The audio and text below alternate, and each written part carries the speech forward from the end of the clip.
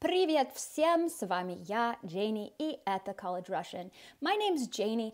I have been teaching Russian in American universities and privately for the past 15 years, and I, like you, was obsessed with all things Russian language many years ago and spent a good decade trying to teach myself Russian. So on this channel, you can get lots of useful grammar advice, as well as watch interesting videos for listening comprehension and interviews with either native Russians or other Russian learners.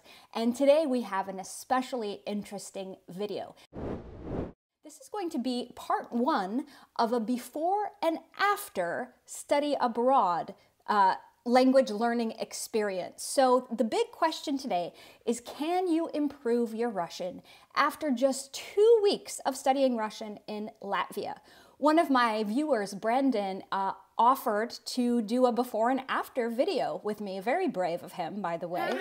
And so this first video is going to be me conducting a sort of OPI, or it's the oral proficiency interview, which we use here in the United States to gauge somebody's level. The video is going to start out with him explaining this program he's going to be using in Latvia.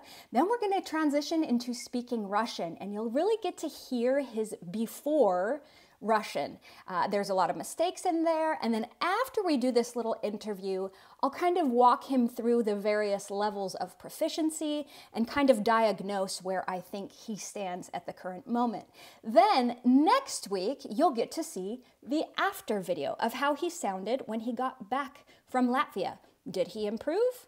Let's find out. Let's watch part one and see if Brandon was able to make some improvements in his Russian in just those 2 short weeks. Хорошо, поехали. Okay, so here we have Brandon with me. He's going to tell us a little bit about this program in Latvia that he's going to do. He leaves in just a few days, in fact. So he's going to tell us about where he found this and, you know, what's it going to be like, how much it costs, if you feel comfortable sharing that, as well as where you're going to live, what kinds of things are you really excited about in this program. So yeah, tell us all about it, Brandon. Okay, well, so I basically just Googled learning Russian somewhere else, right? So anywhere. I came across Middlebury and some of the other places. But for me, I needed something flexible. I'm a professional adult with a lot of responsibilities at home, so I don't have an entire semester to be able to go learn. So I found this program in Latvia. It's called Russian Language Academy Born. And there are actually 3 programs in Latvia, specifically Riga, that I found. However, this one seemed to really fit my needs, and so I chose it. And basically, what it does is you are able to select a 1 week at a time for however long you want to be there, which is fantastic. So I was able to move everything in my schedule, and I was able to procure 2 weeks of dedicated time that I'm going to be able to be there. So I'm going to be there for 2 weeks. And additionally, so I took they have kind of various levels of intensity that you can select. And I'm taking the most intense possible. I want to make the most of my time. And I'm also taking extra lessons as well while I'm there with an individual teacher. So, so the goal is Monday through Friday, I'm going to be heads down focused, kind of back at university for a little while, if I can call it that. And that's awesome. And then they also have this another thing that drew me to the school is they have this this additional opportunity where on Friday evenings they have students from the school go and volunteer with refugees from Ukraine who've fled the war to be able to help them practice English. And so I'm really, really excited about that as well. So it's going to be pretty intense. The cost of the school, I don't have the exact figures in front of me, but it's it is based on the classes that you take, the program that you select, how many hours of class time that you're going to be there. And if you're taking any additional lessons, so I'm taking additional lessons. And then it also depends on the housing. There are various housing options with the program. I'm going to do a shared flat with a few other students. There's individual housing, there's dorm housing, there's staying with a host family. Like you, I'm a vegan. I presented that to to them as like, you know, how do we do this? And they said, host family might be a little challenging. Shared flat was the best that I can come up with. And so that's what I'm going to do. And I think the program for me is, again, I don't have the figures in front of me, but it's more or less $1,500 a week.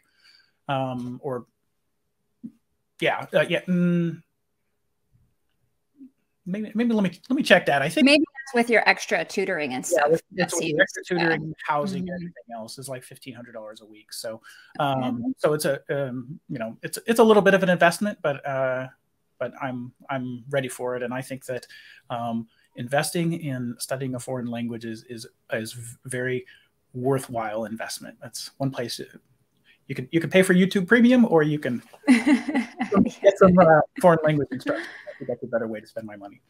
Okay, awesome. That sounds really fun. Do you know if you're going to be able to do some excursions and that kind of thing around the city? Yeah, good question. I think during the week, probably not. I think I'm going to be pretty busy, but I will have the weekends off. There's currently nothing planned on the weekends. So my goal is to do what I can during the weekends to continue speaking and see what I can there in Riga. My goal is primarily to speak and to take as much advantage of it linguistically as possible. So if I don't get to see all the sites in Riga, I'm not too heartbroken. If I get to speak, you know, as much as I can, then молодец. Awesome. Okay, well, cool. So we'll leave some of the information about that program that he's doing. We'll put it down in the description below. And then, so what we're going to do now is we're going to do kind of our before and after. We're going to do the OPI, which I mentioned is this interview that we do to kind of see at what point you start to stutter and break down and you don't know how to say what you want to say. So we're going to do a before and after. So this is our before OPI. And then when he gets back after however many hours that he's been studying Russian, we're going to see how much he's improved on the scale of proficiency. So, all right, хорошо, давайте начнем. Расскажите немного о себе. О себе. Меня зовут Brandon, мне 46 лет. Я живу в Индиане, я живу в Индиане, именно в Индианаполисе. Это не в США, это недалеко от Чикаго. Я начинал изучать русский язык почти 20 лет назад, когда я был в школе. Но в это время это не очень серьезно, потому что в это время у меня был занят и это было в школе. Но с 24 февраля я решил, я серьезно изучаю русский язык, потому что я понял, что это очень важно в этом время, прямо сейчас. И моя цель – это я хочу говорить с украинцами по-русски и по-украински, если возможно. То есть я хочу изучать украинский язык также. И ну, вообще мне нравится изучать иностранные языки. Иностранные языки, да. Я также говорю по-французски и на американском языке жестов. Так, очень интересно. И интересно, по какой специальности вы учились в университете? Американский язык жестов. Это была ваша специальность? Да, но я был в университете несколько раз. То есть первый раз мой специалитет был на этом языке, но второй раз мой специалитет был программист. Я работаю программистом. Вот сегодня вы не работаете переводчиком, вы работаете программистом, да? Вот, правильно, да. Так, очень интересно. И почему вы решили учить русский вы сказали, в школе? Почему у вас появился интерес к русскому языку? Первый раз, когда я был в школе 20 лет назад, потому что было что-то новое, но было что-то странное и интересное. В это время я уже изучал французский язык и итальянский язык, но русский язык было что-то новое. То есть мне очень было интересно, да. После этого я думал, что было интересно, но это не серьезно. Но из-за войны я думаю, что это очень важно. Так, очень хорошо. И кроме вашего интереса к иностранным языкам, еще какие у вас хобби и интересы? Да, конечно, у меня есть много, но в первую очередь я волонтер. Я волонтер с организацией, который спасает кроликов. Это очень интересно. Это что-то важно. И что дальше? Конечно, мне нравится моя работа. Я очень интересна технологию. Мне интересна технология.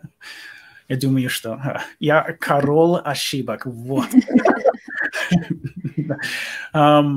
И мне очень интересно, интересуюсь астрономией. Не знаю сказать. Так, а когда вы работаете в качестве волонтера, что вы делаете? Опишите вот эту работу с кроликами. Или как часто вы туда ходите? Как часто? Несколько раз в неделю. То есть это я почти постоянно делаю это. Но что я делаю? Если есть кролики, которые людей бросить, мы, как организации, мы спасаем им. И то есть им надо жить в доме, и у меня есть несколько кроликов сейчас в доме. Я не знаю, foster care, ну, я знаю, что это, я забыл это слово. Да. И что вы делаете на этой работе? Вы, например, кормите кролика, вы убираете? Вот все. Они живут со мной. То есть они члены семьи. То есть я кормую им, и вот и все. И после, когда они готовы, я и мы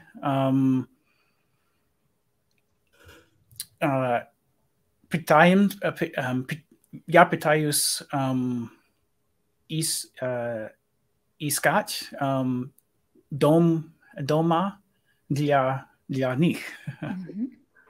Так, очень хорошо. И откуда у вас появилась такая любовь к животным? Откуда?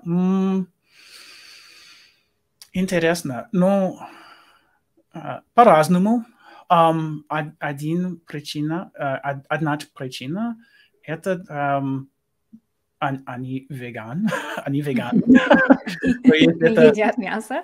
Да. То есть это для меня, потому что я веган. Но они очень интересные животные. Они умные и вообще очень интересные. И есть большой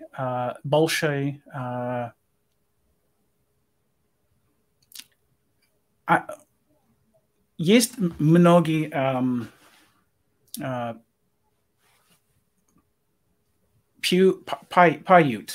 поюты. Я забыл это слово. Приют.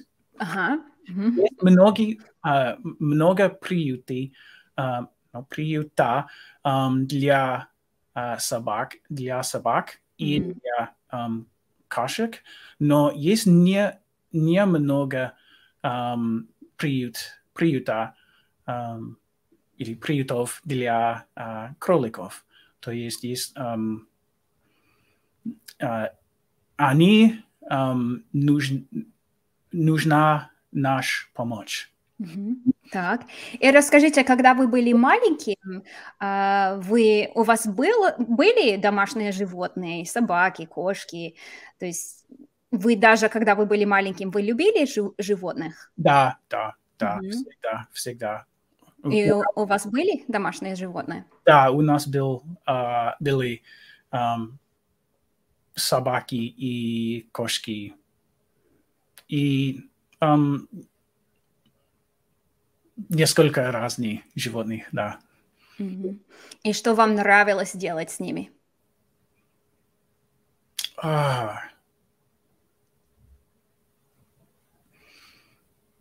Ну, это сложно сказать, потому что они члены семьи, то есть делать любить.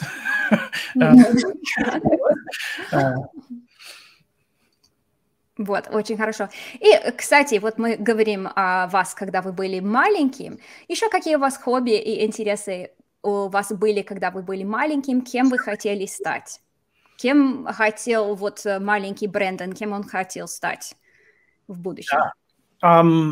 Когда я был маленький, мне очень интересовалась музыком. Я думаю, что это так. Но когда я был маленький, я хотел стать музыкантом. То есть я играю на нескольких музыкальных инструментах. Кларинет, гитаре, я играю на гитаре также. То есть это было очень большой интерес для меня. И что дальше? Мне, конечно, мне интересовалось с иностранными языками. То есть я изучал, конечно, русский язык, французский язык, испанский язык, итальянский язык и несколько другие языки. Так. Значит, вы, наверное, поскольку вы знаете так много иностранных языков, вы, наверное, часто ездили за границу, да?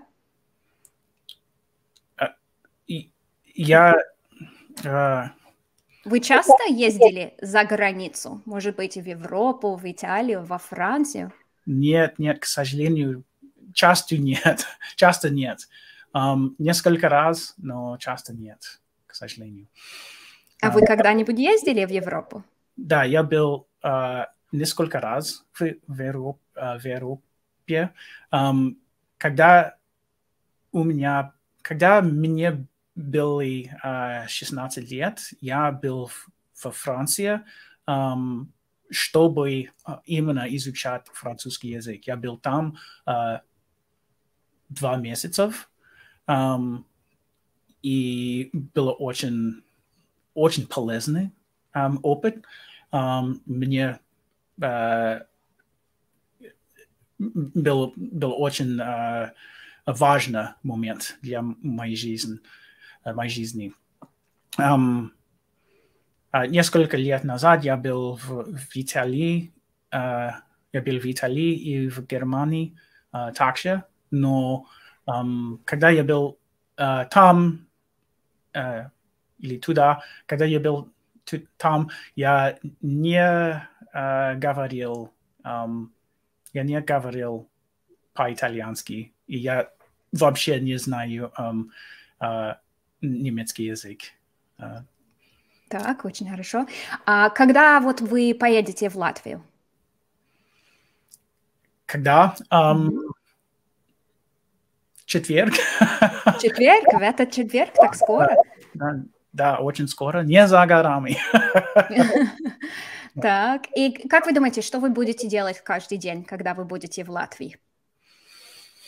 Каждый день, обычный день, я буду в школе. Я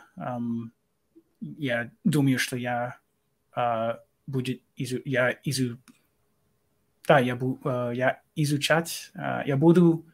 изучать русский язык с 7 часов утра до, может быть, я думаю, до 17 часов. То есть я думаю, что будет полный день. Да. И еще, что вы будете делать? Может быть, на выходных? Какие у вас планы? Или желания? Да, на выходные я думаю, что, если возможно, я хотел бы видеть несколько достопримечательных. Это скороговорка. И если возможно, я хочу говорить, насколько чем возможно. Я хочу говорить по-русски. То есть я думаю, что я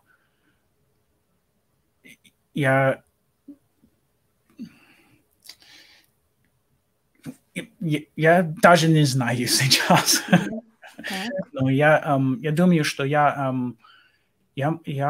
буду спросить мои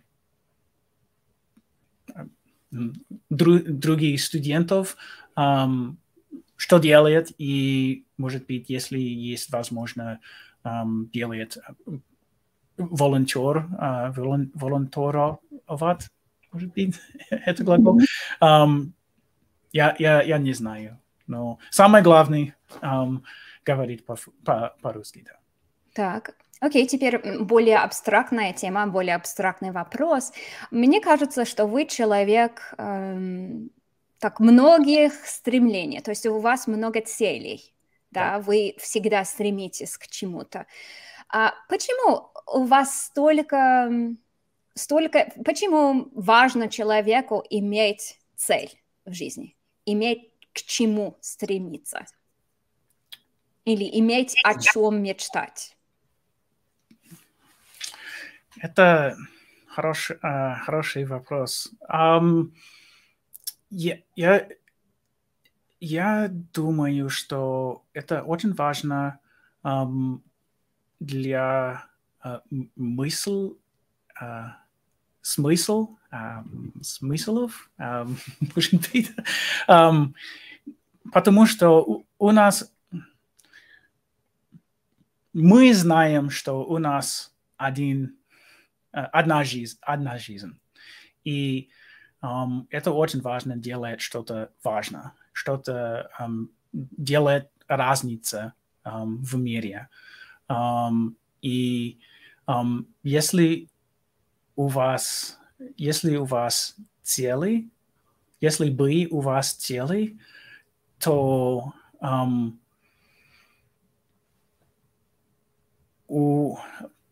вы был бы делать разницу, по-моему, в мире.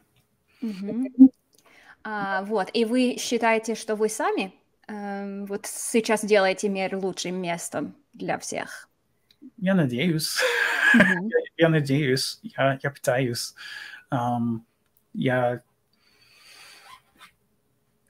Да, я думаю, что так. По крайней мере, я не делаю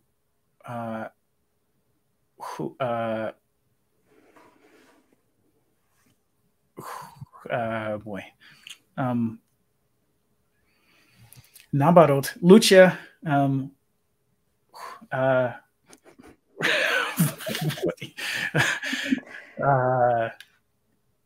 плохо. Вот. Я не делаю плохо. Ага. Так. Вот. Очень хорошо. Ну, окей, расскажите, пожалуйста, какие у вас планы на сегодняшний день? Что вы будете делать после нашего интервью? Ну, я очень занят, потому что у меня есть работа, и я надо готовить к поездку. Это поездку? Путешествию.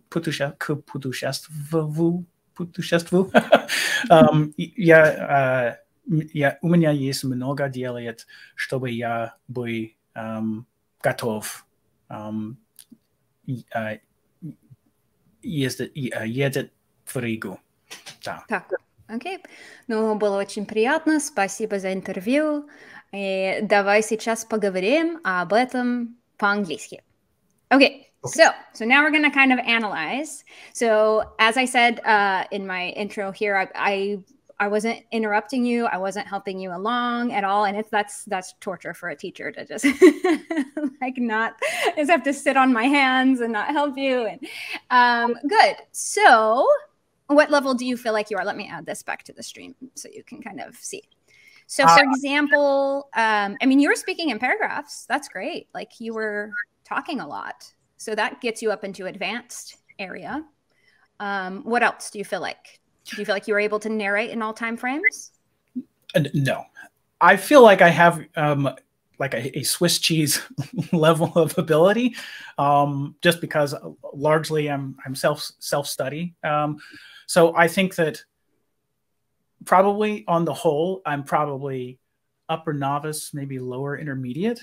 I do have some advanced things that I can do, but I do have some very basic holes, foundational gaps.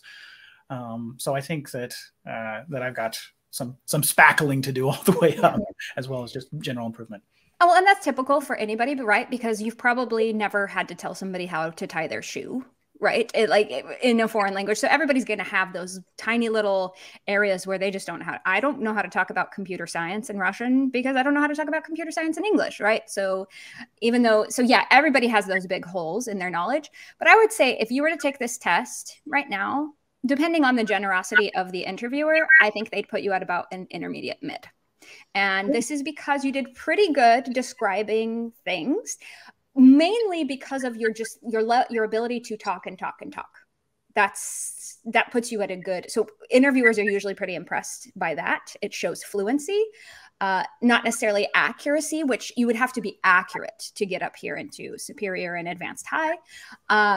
But you were, it wasn't like the interviewer was having to help you along and try and get you to say more and more and more. That's more the kind of thing you see down at the novice level. The interview kind of like scooting you, like helping you along. You did seem to struggle a little bit with just basic verbs that you need to describe, like what you do with the rabbits, kinds of things. So I would definitely say when you're in Latvia, just get those verbs. And not only are you learning those verbs, you're learning словосочетания, meaning, and this is so funny. You were trying to say that you were interested in things. So for example, я интересуюсь чем? Instrumental case. Я интересовался музыкой. Я интересуюсь иностранными языками. Right? So not only are you going to learn, anytime you learn a new verb, you need to learn three things. Obviously the meaning, all of its conjugations, and then what case it needs. Right? Because we don't want to Englishize it. Because in English we say, I'm interested in, and then, but in Russian, it's you're interested with something or you're interested by means of something. So yeah, we want to get you more verbs going. So yeah, I thought that was interesting that you couldn't just figure out how to describe like what you do with the rabbits. And I don't know if it's because it's very complicated or you just have never thought about those words for feeding or cleaning the cages or or picking them up from people who can't take care of them anymore. So yeah, I would definitely say I see lots of holes in just your verb knowledge, in your verbs knowledge. Let's see, I'm going to take this off. The other thing I would tell you to work on, and I think this is great, like путешествие, for example, like you've heard it at some point, but you're maybe not sure of what exactly is on the end of it. And is that because, have you ever written that word down? Have you ever taken that note? Have you only ever just heard it passively? That's a good question. I've maybe written down once. So. Exactly. Yeah. So I'm a big believer in language decorations all around the house. I personally, if I don't write something down, I'm never going to learn it. I will never learn it. So I literally decorate my house with when I'm getting ready, and I recommend this for you when you're in Latvia. Have papers and things all over your walls that you're writing these things down. And so you go to bed staring at it. The last thing you see at the end of the day is these vocab words on the wall across from you. And the first thing you see when you wake up are these vocab words on the wall, right? And every time you pass them, you see them again. Write it down, write it down, write it down. And so then I would write things like that on posters on the wall, in addition to having a little notebook that I carried with me at all times and would write down new words in it. Right. So yeah, that's what all of those little things where you're like, I can't quite figure out how to conjugate this, or I can't quite figure out how to say the ending of this word. I think it's because you've probably never written it down. You've only ever heard it. Right. So, and you had that on a lot of the little things like specialitet instead of specialness, right? So like you know the beginning of the word, but not so much the end of the word. Yeah. You know? So really, it's a common thread for me. And yeah. I also don't have a lot of opportunity to speak too. So yeah. Yeah. Yep. But even without the opportunity to speak, really, if you are surrounding yourself with the language, not just passive, that's the biggest thing. You can't just be passive. You have got to now put the effort in. And that's why going and doing a language program is great, because it forces you to be active. You can't just be passive. Yeah. And the temptation when we're learning a language from far away is to just play Duolingo all day and be like, yeah, I'm fluent. But guess what? You never had to put yourself in a situation where like you have to write that with your hands. You have to think of that off the top of your head without any context, without any app giving you prompts. You know what I mean? It's a totally different ballgame. Totally different ballgame. No spell check, no autocorrect. Yeah. So yeah, I think when you're in Latvia, geez, just you've got, buy it now. buy a little tiny notebook. I mean, and you're into, I'm a big believer in writing things out by hand, because there's this concept called the total physical response, that your body is more likely to memorize things if you're doing something physical as you do it. So people love their phones, but I just love actually writing things out. So yeah, when you're in Latvia, just, again, anytime you learn a verb, you're learning 3 things. You're not just, you know, you're like, I need to become an expert on this particular verb. I need to know everything about it, kind of thing. And then your endings, or your case endings, they'll come along. You're just, and they're in there, you know them, you're just nervous, and that'll all come naturally. And so I think, yeah, when we meet again, you'll have really great словосочетания, which are the verb phrases, like готовиться к чему, интересоваться чем. Like they're kind of there in your head, and they'll just get more solidified, I think, when you go to Latvia.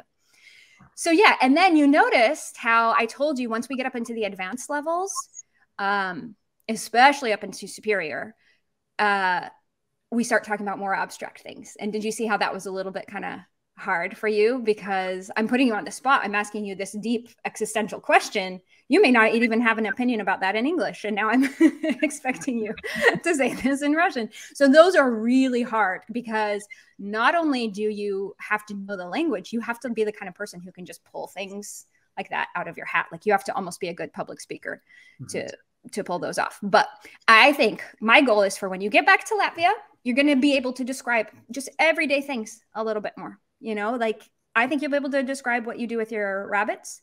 And then we're going to have all sorts of, I believe we're going to be able to have really great, more philosophical questions. And I believe you're going to have fewer of those struggles where you're like, geez, I can't think of the word. I can't think of the word. I can't think of the word. Right. So anyway, so that was fun. I hope everybody comes back and watches the after video. And hopefully you'll send me some videos and different stuff from your trip there, or pictures that we can kind of incorporate and people can see what it's like. Because I think this is, you're my typical private student, by the way, working professional who can't just go live somewhere for 6 months, right? Like, and just do a study abroad. Like that's, my private students are all businessmen, and they have very demanding jobs. So yeah, I think you're going to be a great inspiration for people that make them realize like, oh my gosh, in 2 weeks, I can actually accomplish a lot. And what better way to spend your vacation time than like becoming fluent in the language. So anyway, so спасибо вам большое, Брэндон. Было очень приятно. Я очень жду новостей об этой поездке. Я очень жду нашего следующего разговора, когда вы будете прекрасно, без ошибок говорить. Хорошо. Отлично. Спасибо. Спасибо.